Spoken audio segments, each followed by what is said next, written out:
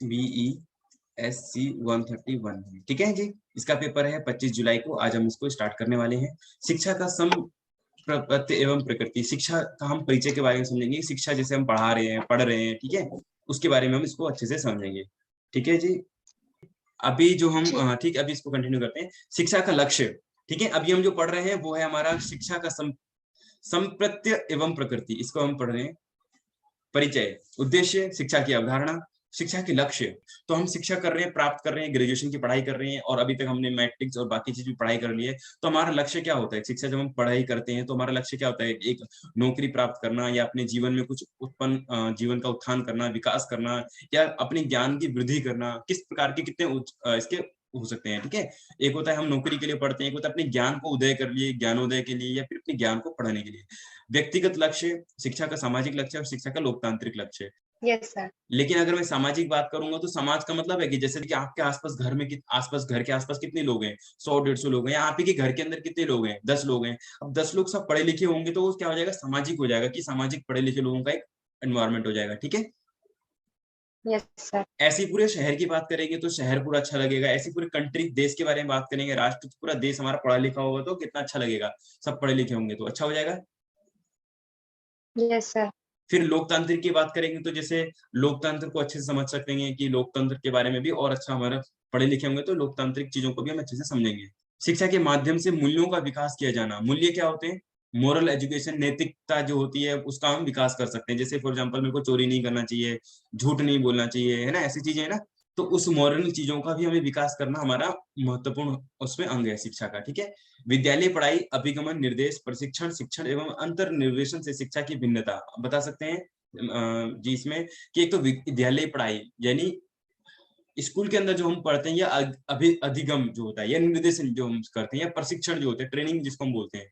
शिक्षण एक अध्ययन जो है, या अवलोकन जिसको हम करते हैं, बोलते हैं ना, निर्देशन करना या अधिगम होना, हम उसमें अंतर्निर्देशन होना की शिक्षा में भिन्न करेंगे, और सारांश पढ़ने के बाद हम इसका पढ़ कर लेंगे। ठीक। परिचय। शिक्षा एक कभी ना खत्म होने वाली प्रक्रिया है। शिक्षा जो है वो कभी खत्म नहीं होती है, व्यक्ति के जन्म से शुरू होकर ही मृत्यु तक चलती रहती है। हमारे जीवन के हर क्षण में हम कुछ मतलब हमारे जीवन में हम हर क्षण में हर टाइम में कुछ ना कुछ सीखते रहते हैं, जो हमारे घर में हो सकता है, हमारे विद्यालय में हो सकता है, समाज में हो सकता है, हमारे कार्यस्थल मतलब ऑफिस या कहीं जो कार्य कहीं पे काम करने जाते हैं वहां पे हो सकता है, या उसके अन्य स्थानों पर भी हो सकता है। हमारे शिक्षा हमें हमारी संभावित क्षमताओं को समझने में सहायता प्रदान करती है, कि शिक्षा जो है हमें यह समझा वो क्षमताओं को कि हम क्या कर सकते हैं, कैसे कर सकते हैं, वो सब हमें उसमें भी वो सहायता प्रदान करती है, जिससे कि हम उनका उपयोग अपने कामों में कर सकें। शिक्षा हमारे रवैये में बदलाव लाती है,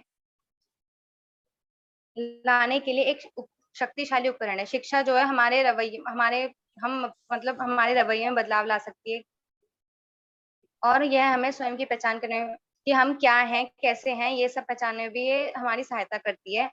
अपने कार्य क्षेत्र की दृष्टि से शिक्षा का लक्ष्य भी बहुत व्यापक है, तथा वह व्यक्ति के व्यक्तिगत एवं सामाजिक आवश्यकताओं को पूरा करने में आवश्यकता का ध्यान रखती है। शिक्षा जो है वो हमारे व्यक्तिगत मतलब आवश्यकता जो हमारी जितनी भी है, जैसे हमें रोटी रोटी मकान ये सब लेने के लिए हमें पैसा कमाना होगा, नौकरी करनी होगी, तो उसमें भी शिक्षा जो है हमारी आवश्यकता को पूरा करने के लिए बहुत महत्वपूर्ण भूमिका निभाती है।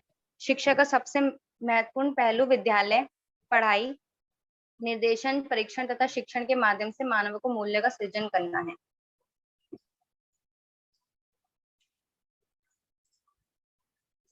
उपयुक्त को ध्यान में रखते हुए प्रस्तुत इकाई आपको शिक्षा के संपत्ति एवं प्रकृति के समझने में सहायता प्रदान करेगी। इस इकाई में हमें प्रकृति और संपत्ति के मतलब उसको समझाने में हमें उसे समझने में हमें सहायता प्रदान करेगी। यह आपको व्यक्ति तथा समाज के विकास में शिक्षा को ये हमें व्यक्ति तथा समाज के बारे में मतलब शिक्षा के लक्ष्य क्या है समझने में इसको समझने में भी सहायता प्रदान करेगी।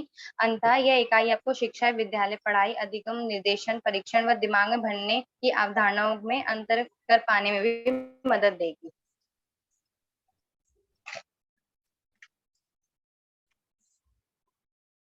हम सभी जानते हैं कि शिक्षा हमारे सामाजिक जीवन का एक महत्वपूर्ण पहलू है।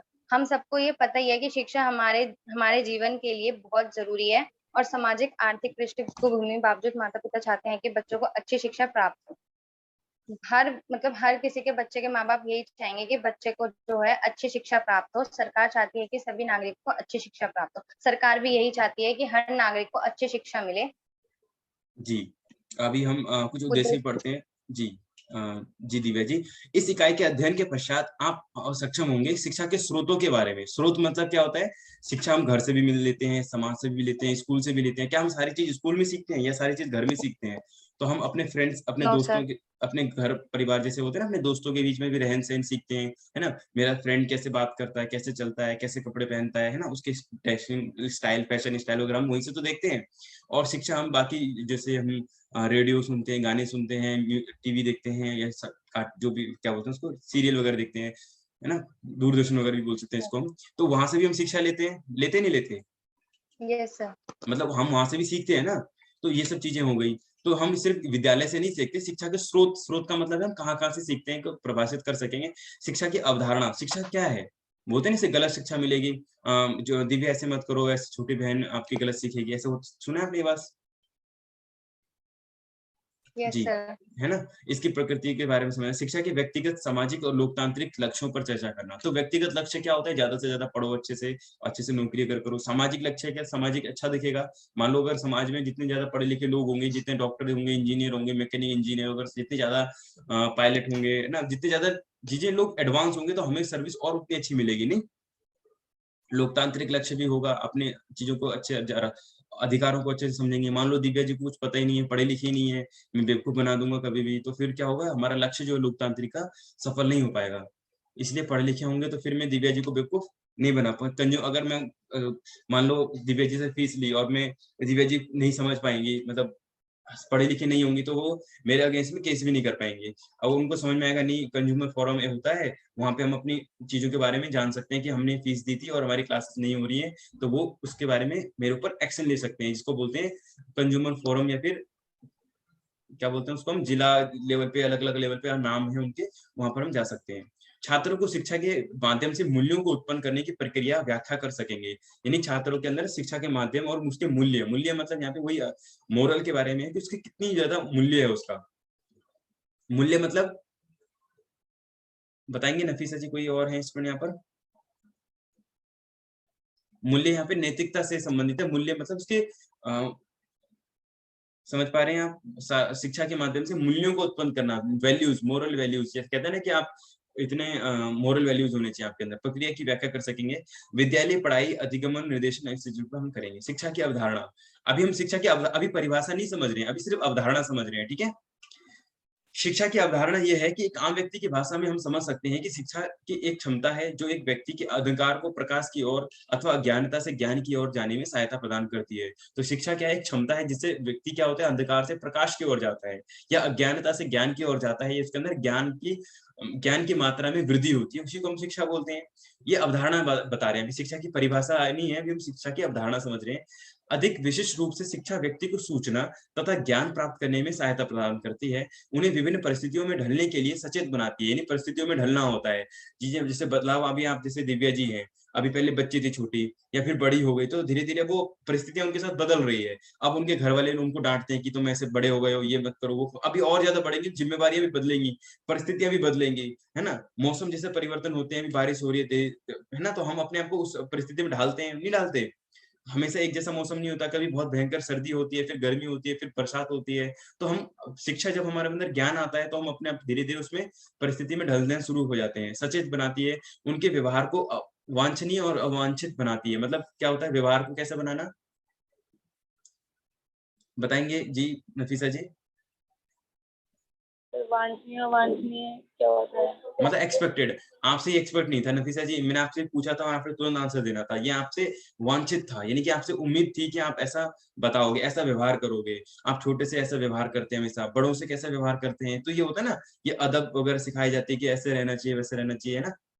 जॉन डीवी शिक्षा की ये जी, कुछ बोल रहे हैं? जी का नाम बोलिए। जी? जी, उनके व्यवहार को अवांछित, यानी कि अनएक्सपेक्टेड, ये अपेक्षा थी, ऐसी अपेक्षा नहीं थी आपसे, है ना? वांछित मतलब ऐसा हम आपसे ऐसी उम्मीद रखते हैं।